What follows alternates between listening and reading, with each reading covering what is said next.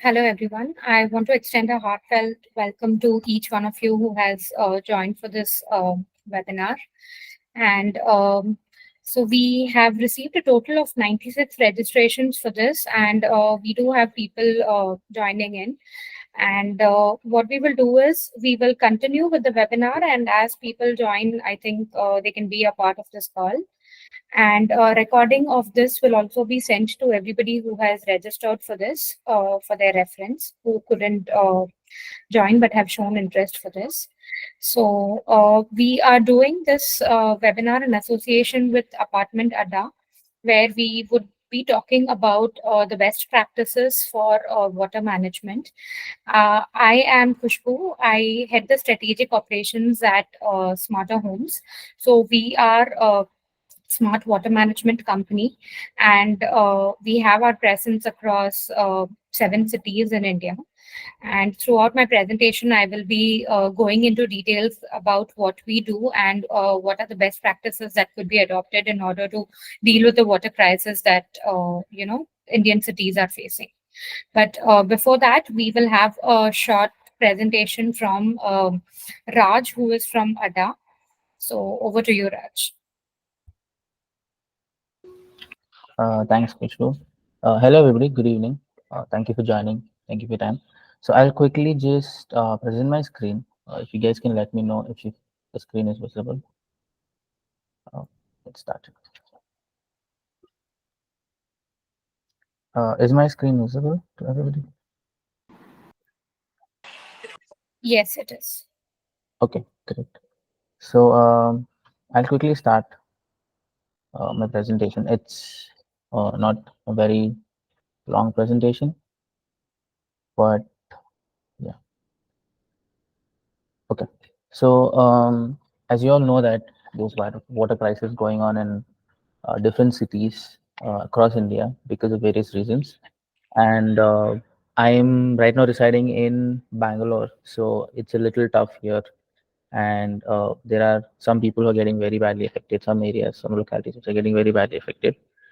And to just kind of set the seriousness of, the kind of uh, crisis that we are part of, this is from some of the research I've been going on, and there's a global statement that's been going around that by 2030 there's going to be like 40 to 50% shortfall in the fresh water supply, globally. And something like this kind of brings in the seriousness of what kind of problems we might face in the future, right? But I understand that we cannot definitely solve the global issue as such, right? But I think when we take initiatives, small initiatives within our house, within our neighborhood, or within our community and our locality, right, it makes a big impact in what we can do to save as much as water as possible. So I think uh, to start off, actually what can we do to um, conserve water in the most efficient way possible, right? We can it really starts off with smaller things, personally in our house or our community or our neighborhood, right? Which is like fixing your leaks, leaky taps, or getting your plumbing done right, or just being cautious about small areas where we are losing water, right? I think that's a very good starting point for any of us to start off, as personally, as individuals or as families, right? And it does add up to a big change, right? And once you kind of get the basics done, that is, you're able to get the leaky taps fixed, the water consumption and the water wastage around your house or inside your house, your neighbor's house, these kind of things fixed, right? Then you kind of can take a bigger step in contributing towards conserving water. And as far as the research goes, or the most effective ways, I have personally spoken to people, right? These are the three most efficient methods to conserve water. There is a saying that goes that the first step to manage is to measure. And it really makes a lot of sense, because once you start measuring is when you understand uh, how can you save something, or how can you reduce or increase something, right? So in order to do that, right, water meters become a very important part of the measuring uh, step, right? So when we talk about water meters and why it is, one of the most efficient ways to conserve water, it's because we are able to measure the amount of water that we're using, right? And when that happens, you automatically manage it, because every month or every week, you get an idea of how much water you're consuming.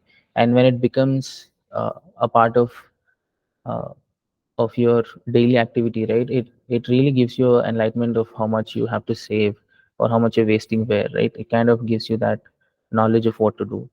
I mean, simple scenario, or one thing you can easily think of is, now let's say uh, a whole community, right, or a whole neighborhood is can use how much ever electricity they want, right?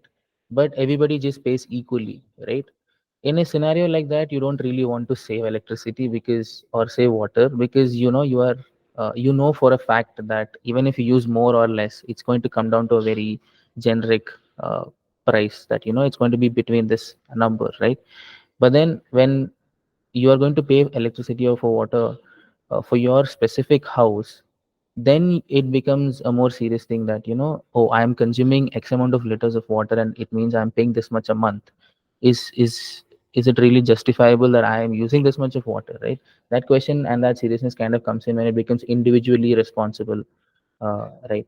So I think water meters is one of the best ways to efficiently conserve water. That's one. Rainwater harvesting is again another uh, good practice to try to do to conserve water, right? If you have a rainwater harvesting tank in your community or in your house, you know how useful it becomes during this time when there is water crisis. You don't have to really depend on tankers or external sources for water. You have it saved up for yourself, at least for the few months that you can self-sustain yourself. So rainwater harvesting is again another proven efficient method to conserve water, and um, I think it's definitely recommended, especially for communities or neighborhoods that you want to come together and do it. Finally, I think water recycling itself is another efficient way of saving water. This can be very simple recycling ways. That is, you can probably recycle your RO rejected water for your washing utensils or washing clothes. You can uh, probably look at STPs and WTPs, which help you recycle used water into your flush tanks and all of that, right? So water recycling can pretty much be done in a very small scale, like in your own house, where you can recycle your RO rejected water for your own personal use, like watering the plants or washing utensils or washing your clothes, right?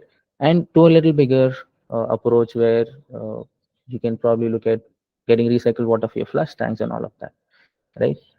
And for the first two scenarios, right, water meters and rainwater harvesting, I think one of the major problems that people tend to face is the fact that there is a big investment that goes in the beginning, right? People usually look at it as a big number and a big amount to spend, and people take a step back because they don't want to go for it. And there are a couple of interesting stories I will share in the presentation that probably will change your mindset towards that, right? So before that, I quickly want to also mention that the reason we're collaborating with Smart Water Homes for this is that we are actually integrated with Smarter Homes, right? So ADDA is basically a software for societies and communities. What we do is we provide software that helps the management committee manage your entire society on the software in a very easy, reliable, and an automated way. So if you are an MC member or if you live in a community, you know that there are multiple things that the management committee takes care of time to time, right? And they are also responsible for all the residents, the owners, the kids, the entire operations that happen inside of a community. And what happens is, without a tool or a software in place, oftentimes the management committee gets hung up on small tasks like managing their funds, managing their accounting, managing the defaulters and all of that, right? So when these tasks, these mundane tasks become very hectic for the management committee, they oftentimes lose sight of the bigger initiatives that they can take. That is, um, like I will give you a couple of stories or examples of communities that do big things, right? So ADDA helps in terms of providing clean software, reliable software, um, through which the management committee can automate all of these things and take a step back and then look at the bigger picture of what a community can really do or achieve or impact the society or the environment around them, right? And so during I mean in this integration, what we've done is we a community has the ability, right, to get their water metering bills directly into the ADDA app. So when a resident in the community is paying their maintenance every month, they also can pay for their water bill right from the same app. So that is the pretty much the integration that is to be put in simple terms is what. So it becomes very easy and convenient for the committee also to have an app that is supporting payments of other things in their community, right? So that's about the integration that we have with Smarter Homes. So now for the couple of stories that I want to talk about, and why we are or why ADDA is interested or you know takes a lot of pride in these sustainable practices, because we have a motto in the company called Rise High, right? And we also year on year do something called Rise High Awards, right? Rise High Awards is basically a platform where we invite communities across India and even other geographies that we operate in, like UAE, Mauritius, Singapore, to send us their submissions of what they have done as a community towards sustainability. This can be water conservation, this can be waste management, or this can be a good neighbor initiative, this can be initiatives towards pets, with the government, with the neighborhood, right? It can be any initiative that a community has taken towards sustainability, towards helping their neighborhood or the environment in a better way, right?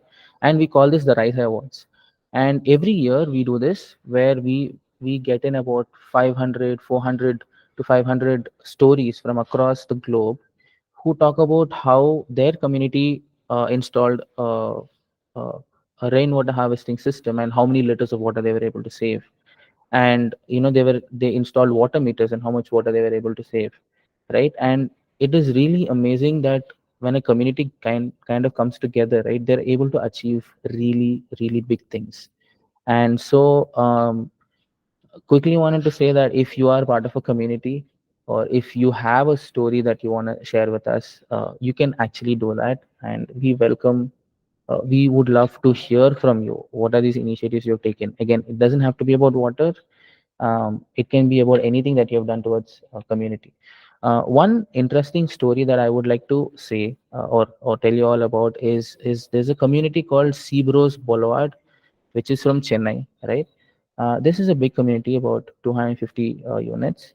And what was happening is during their water crisis, right, they were solely dependent on water tankers, which is happening in most communities, especially in Bangalore, with the water crisis happening.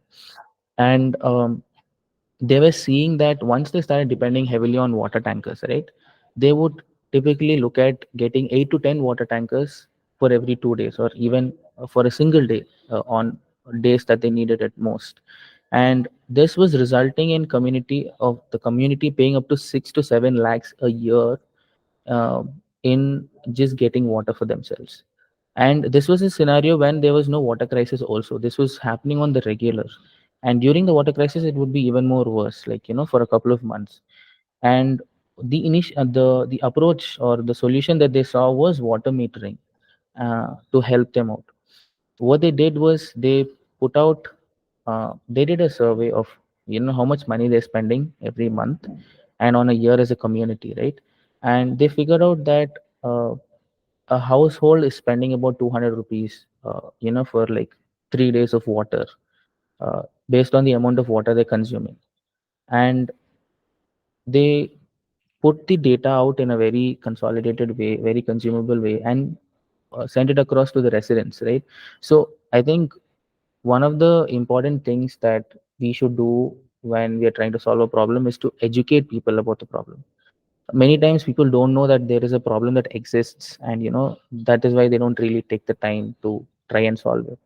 So this community put out a really data enriched document of sorts and sent it to all the residents, saying that this is the amount of water we're spending, this is the amount of money that we are wasting, and we can probably look at reducing this if we are having a good way to measure it, which is by water metering, right? And it also will help for houses which are like, there are houses in the community where there are people not even living in the house, right? And they end up paying month on month for these expenses even though they're not using it, and becomes very unfair, right? So by implementing these the water meter system in their community, right, they were able to reduce the usage by almost 70%, right? Which means, let's say they were using 10 tankers of water a day, they were only now using 2 to 3 tankers of water a day, and that is a drastic change in just 3 months, right? And every household feels responsible that, okay, this month I have used more water, so I'm going to pay a bigger amount, right? And that is kind of the end goal, I would say, when it comes to protecting anything. So just to summarize my presentation, I think the takeaways would be very simply just 4 to 5 things. Number one is, when there is a problem, educate the people around you about the problem, because unless people are educated about the problem, they will not be willing to contribute towards the solution or helping you solve it, right? I think that's step one. Step two is data driven insights or data enriched decisions.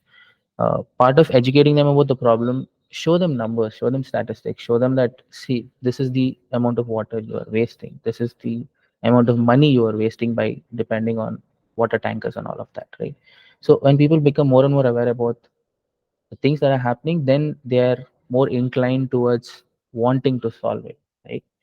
And number three is, change starts with you. So start with small changes, like reusing water, reducing water wastage in your own house. Then maybe advising a friend or a neighbor, right? And then maybe looking at your your far family members or your other neighbors who you're not very close with. Then probably looking at helping your community make a change. So change, I think, always starts at a very basic level, which is your own house, your own family members. So do take this step to look at implementing the change from your own house.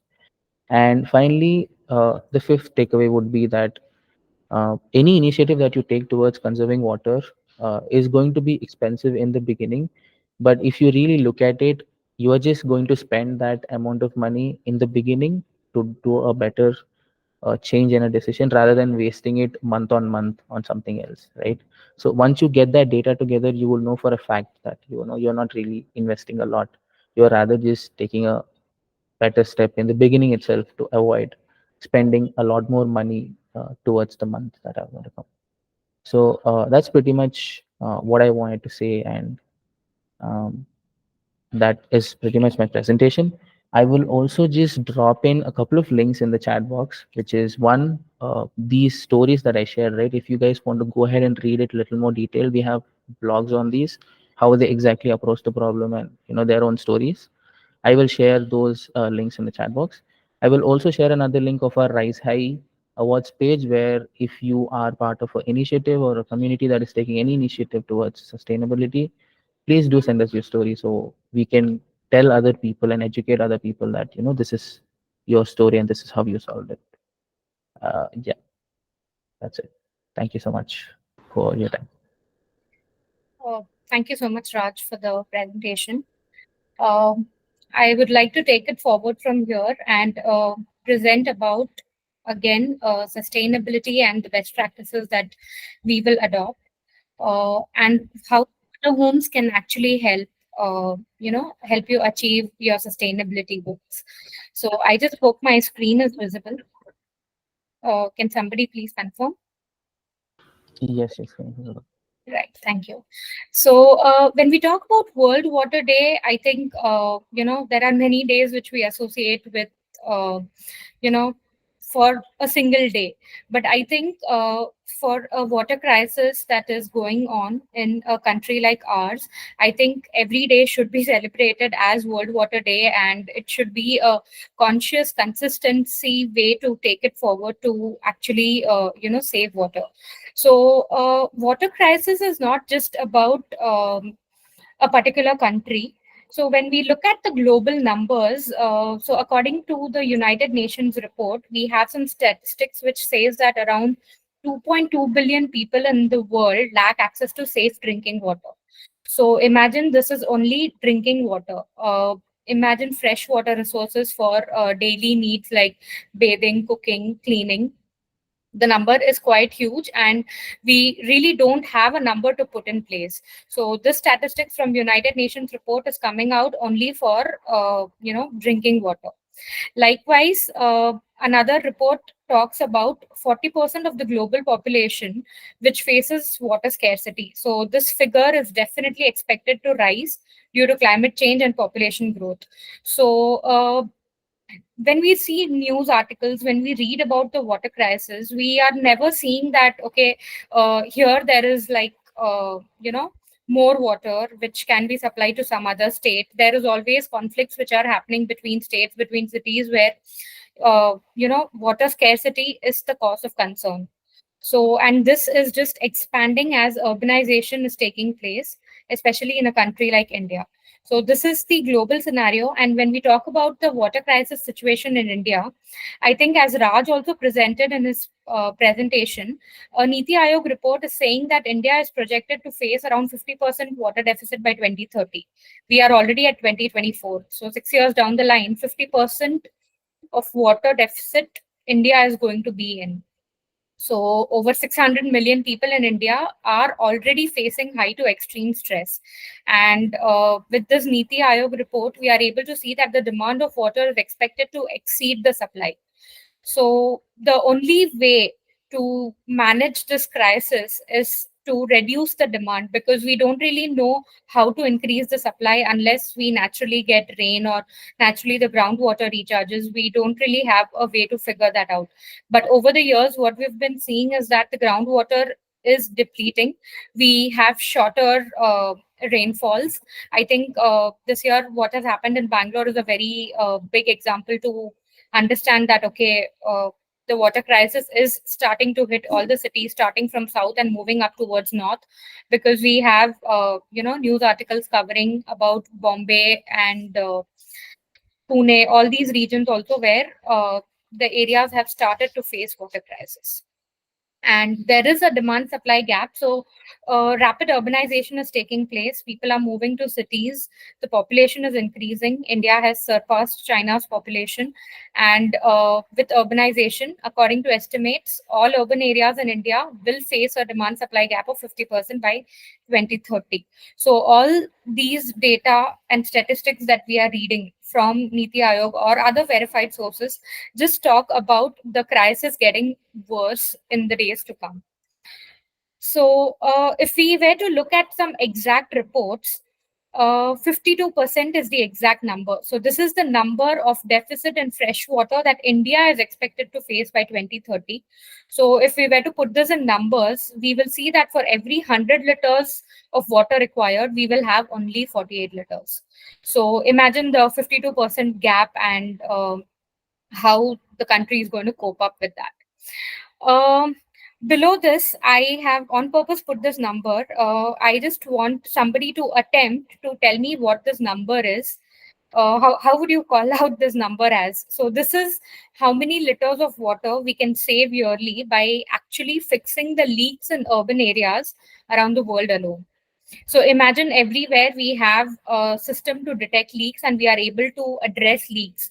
So water leaks is a major problem where we are not able to control, but we can take some action. So is there anybody on the call who can just tell me what this number is? Somebody just attempt to tell me what this number could be.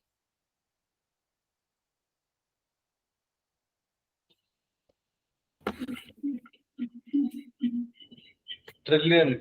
Trillion. Yes, exactly. 120 trillion liters of water is how much we can save. So imagine if this much water is going down the drain whenever, uh, you know, leaks are happening, and we are not being able to take any action towards that. Another problem that we get into details about is, the high-rise apartment communities. So everybody, if you see with rapid urbanization, we just keep seeing high-rise buildings coming up. So as per the statistics that we have calculated now from different sources, we are able to see that 8 million apartments in high-rise buildings do not measure their consumption. So again, I would just go back to Raj's presentation where he said that, what cannot be measured cannot be saved. He did mention this point. So here we have apartment buildings that do not measure their water consumption. And once you don't measure, you don't really know how much you're using and what is happening. And individual apartments are paying flat tariff irrespective of their actual usage. So in most of the cities, like say take major metro cities where Chennai, Hyderabad, Bangalore, people are just paying flat charges of water. Even if they use less water compared to their neighbor who have more number of people staying in their apartment. So the idea is like, when an electricity bill is generated, it is only generated for the number of units that an apartment consumes, right? Then why not the same for water? So once we start making people accountable for the amount of water they use, there is a behavioral change that we see in people to reduce their consumption. So, I mean, it just boils down to, reducing the demand in order to match the supply. And if we have to reduce the demand, then I think we have to be aware of how much we are consuming and what we are doing and where our water is getting used, how much it is getting used, and, getting insights on that. So, for nurturing sustainability, I think everybody knows what are the best practices of water management. Yes, we have been taking steps to do rainwater harvesting, but what if it doesn't rain like how much we've expected? So, but if it rains, yes, rainwater harvesting is one source. Grey water recycling, there is no other option, but it is going to become mandatory in the days to come, where government and other municipal bodies are going to make it mandatory because we don't have an option, but we have to go with water recycling. There are water efficient fixtures available, like adding aerators, and many hotels and other industries are adopting these in order to, reduce the water consumption. So all this is already going on. Water audits and conservation programs, like how we are doing this World Water Day webinar for awareness. Societies are coming for water audits where we tell them how much water they are using, how they can reduce, what is the best way to use, and how to recycle that water. So these things are again considered some of the best practices for water management. And then comes into picture smart water management, where smarter homes plays a very major role. So, talking about smart water management, it is all about measuring, monitoring, and saving. So, again, measure. Once you measured, and you are able to monitor the water that is measured, and by that you get insights and you're able to save. So, smart water metering technology, it basically uses Internet of Things technology. It utilizes sensors and data analytics to accurately measure water consumption in real time. So if I were to put it in very simple words, your pipes will have water meters. I just want to show you. This is a water meter, water on water meter from SmarterHomes. A water meter like this would be installed into your pipes, which will actually measure the water used in every pipe inlet in real time basis. And when you actually add this there, what are the benefits that we have seen uh, for our clients where this installation is done? So one is like they are able to detect and address leaks. So this is a very big challenge for societies which do not, measure water or do not have water metering. They mostly see leaks which go unnoticed, and by the time they realize, a lot of water is already wasted. So here you are able to detect and address leaks. You are able to remotely turn off that particular valve so that the leak stops over there. You are able to optimize your usage when how much you're consuming. You are able to take informed decisions. So as a society, you are able to anticipate what is going to be the demand of water. When you have measured, what is going to be the requirement in the coming days. You can always anticipate and gain insight from the reports that we have. And we are able to see a behavioral change. So when you actually bill users for the amount of water they use, we have seen a drastic change. So overall, on an average, we are able to see at least 35% reduction in water consumption in a community wherever water meters are installed.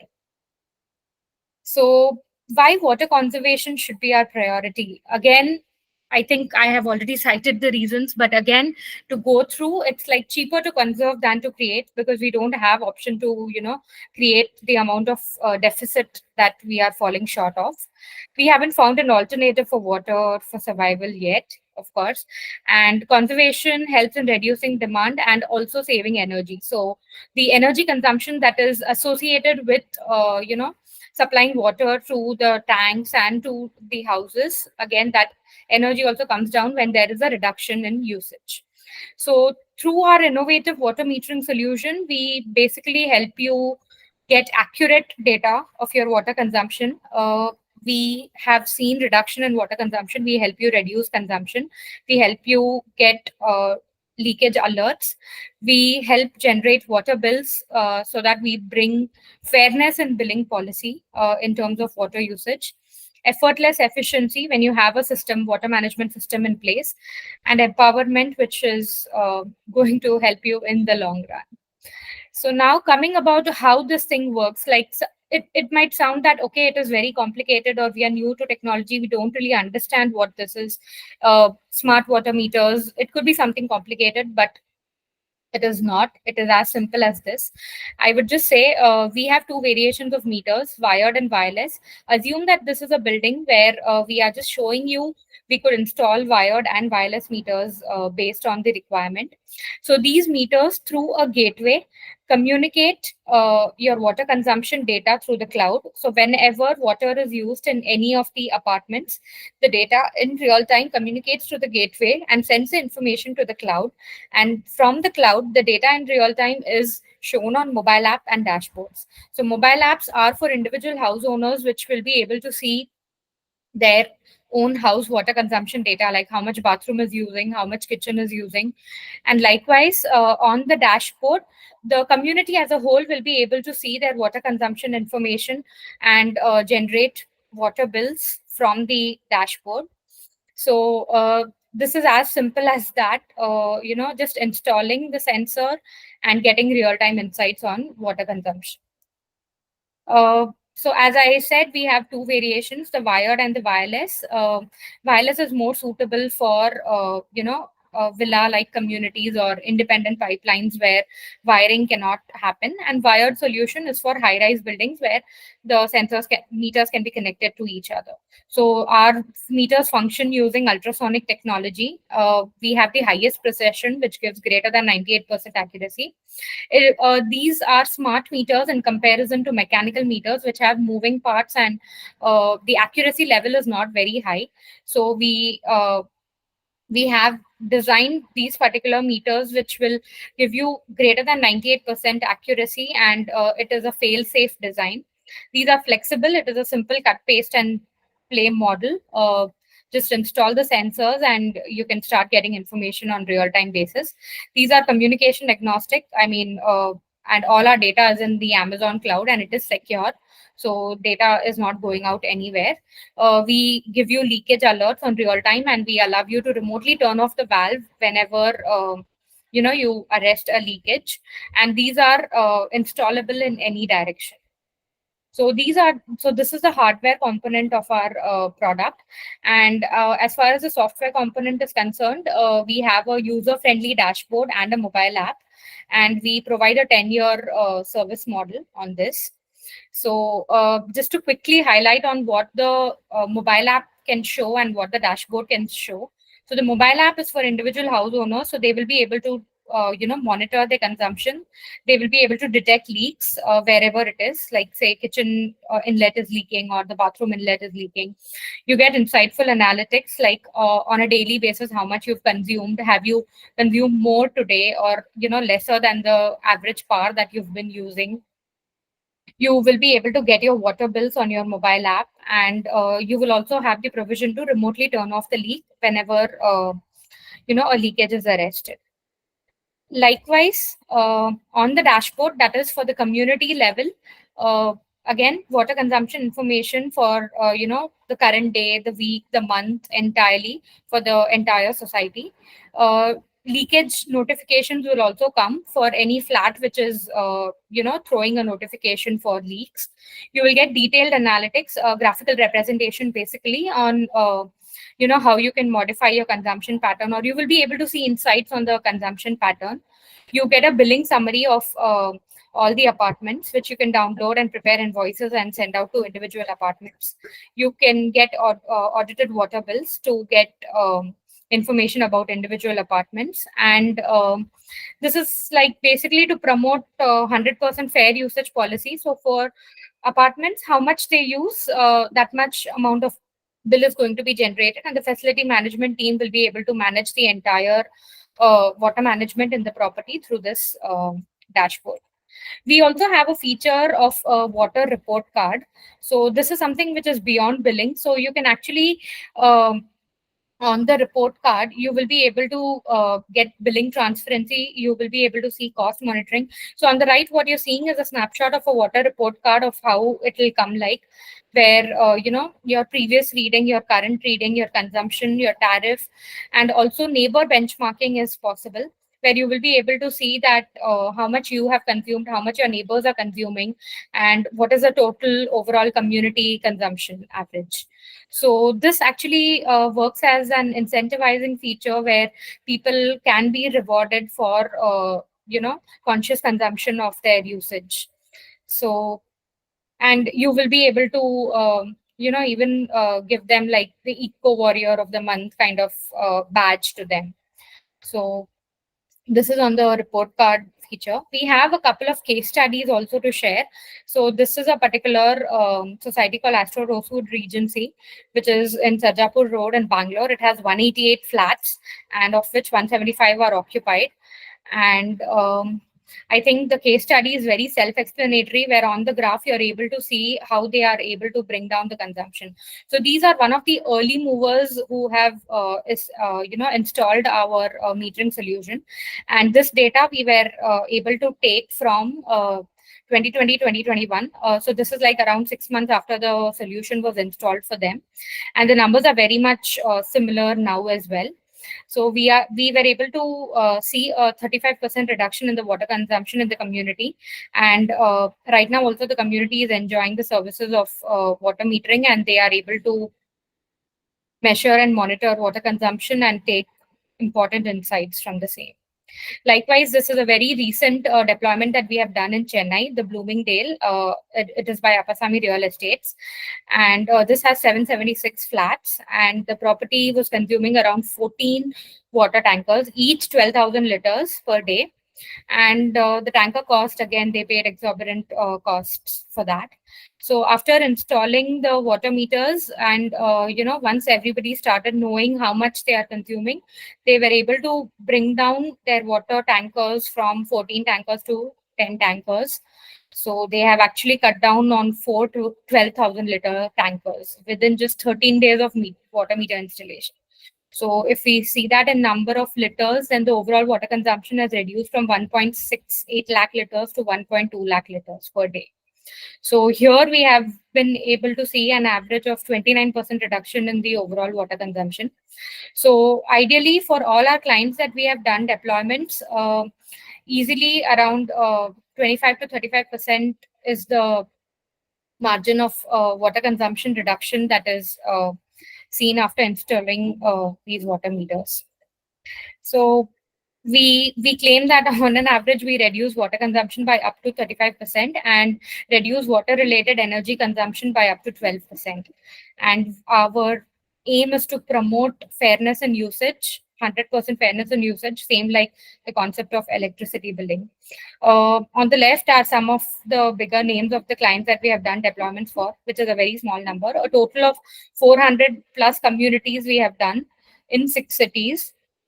So all of these communities now record their water consumption and pay bills only for the amount of water they use. and they are able to see a significant reduction in their water consumption numbers. As on today, Smarter Homes is 10 years old. We recently celebrated our 10-year anniversary in Feb, and we are so proud to say that we have saved around 9 billion liters of, we have measured 9 billion liters of water through our devices, which is around 40,000 plus devices in the 400 plus properties, which I mentioned earlier. And our system has raised 5 million plus leakage alerts till now. So imagine that is a number which, how many people would have taken action towards saving water. So our presence right now is primarily in Bangalore, Hyderabad, Chennai, Pune, Mumbai, Kochi, and Coimbatore. And we are drastically expanding, and we have a lot of inquiries coming in where people are inquiring about a solution, and the plan is to expand pan India.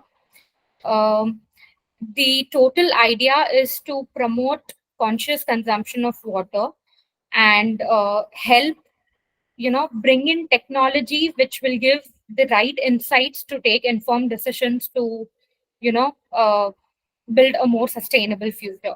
So that is the goal that Smarter Homes is working towards today.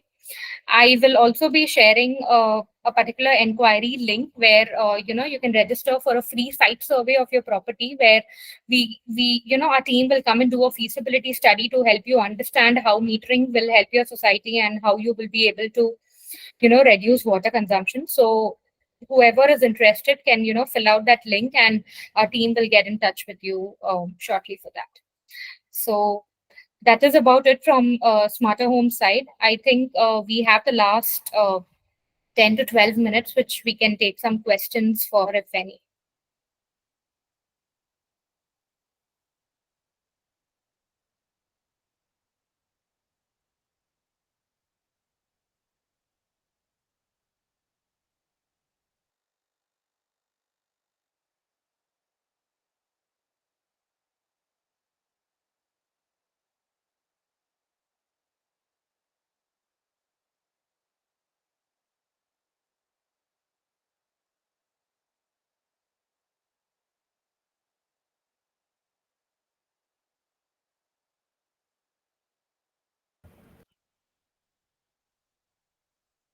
Hi, Kushbu. This is Priya here. Great presentation. It was quite insightful. I had one question, and this is regarding. I mean, you were just talking about implementation that you had done in one of the high-rise apartments in Chennai, right? I Right. wanted to understand how tall the building was. The reason I'm asking this question is because we had actually done a similar survey a couple of years back, and one of the challenges we faced was that given that ours is a 20-storied apartment, Mhm. the challenge was that these water meters wouldn't work for the higher floors, or some kind of an issue was this. I'm just trying to understand, what are the challenges that typically come for these kind of high rises when a water meter is installed. Right. I think we can have this question taken up by one of our CSMs who are present there. Hema, would you like to take this up? As far as Hema, please mute your personal this thing. as far as my experience, we don't face a much problem in the high-rise societies. If the society is following the HNS system, that then there might be some pressure issues. Otherwise, there's no major issue of like if we put on a meter, it cannot be done or something like that has not come up to me yet. So I don't think that's a problem for a high-rise building. Bloomingdale, Lappaswamy, and other properties also. Now, many of the properties in Bangalore are high-rise, and we have not faced such issues. We've installed meters more than 14 to 16 floors also, but we haven't received any kind of issues because we use the right technology to place our motors in the right place. So I guess that issue has not come to us yet. And that would be the answer. Okay. Thanks, Thanks. Priya, so just to add on to that, so our meters function using ultrasonic technology. So this is an IoT based meter. So the communication happens to the gateway, and we always, Electric meters. Anand, can you just mute? Electric meters. Yeah. So the communication happens, through the gateway. And when we do a feasibility study, we also check around the network coverage for the gateway. So if the network connection seems to be poor, then we also go for additional gateway installation, so that there is no problem in communication of the meter to the gateway in terms of real-time data. So I think this is also, I mean, this might add to what, our CSMs have told. Okay, great. Thanks.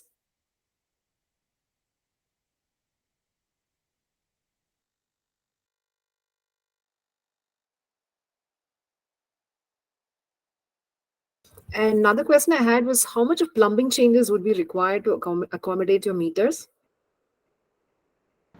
See, primarily it depends upon the number of inlets. So, if there are like multiple inlets that are going into a flat, like say more than 5 to 6, then in that case, we ask the society if they want to go for a replumbing to be done, where a couple of lines could be joined, and that could be covered by a single meter. But if you want to individually monitor every inlet, then in that case, it depends on the number of meters that will be installed per flat. Okay, thanks.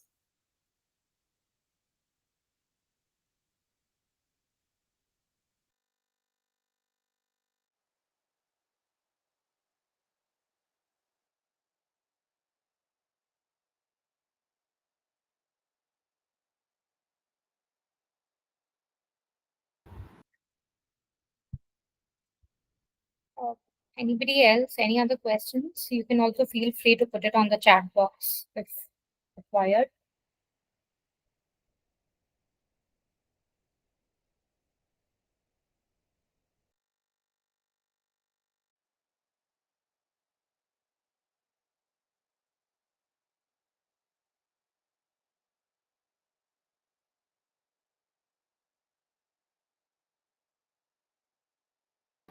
I'm assuming none.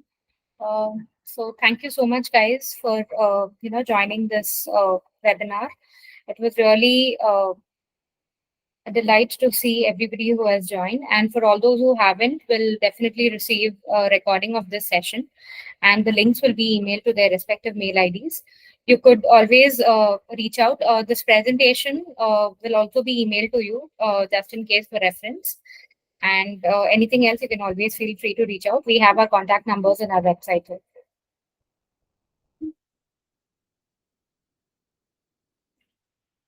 Thank you so much for joining.